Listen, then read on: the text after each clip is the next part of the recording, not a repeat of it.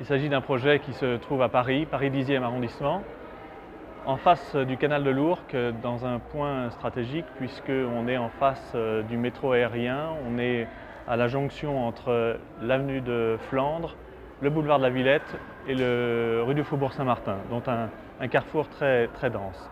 Une petite parcelle, 380 mètres carrés, qui doivent accueillir et qui accueillent aujourd'hui 17 logements. On a voulu utiliser un matériau qui réfléchissait, un matériau qui nous permettait de refléter la lumière de la ville, un matériau parisien dans son aspect, un matériau à la fois classique mais dans sa mise en œuvre qui pouvait devenir contemporain. Donc sur un volume qui est ciselé et donc d'avoir la même finition en toiture et en façade. Il n'y a pas 36 000 solutions. Parmi celles qui nous intéressaient de développer, c'était la terre cuite avec des tuiles plates et surtout des tuiles vernissées. Il y a plusieurs choses, à mon avis, qui font partie du métier d'architecte. L'une d'entre elles, c'est celle de savoir insérer son bâtiment dans un contexte particulier. Celui qui nous concerne à Paris faisait appel à cette capacité d'être dans une volumétrie déterminée.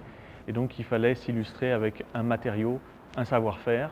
Et dans le cas présent, on a utilisé la tuile vernissée.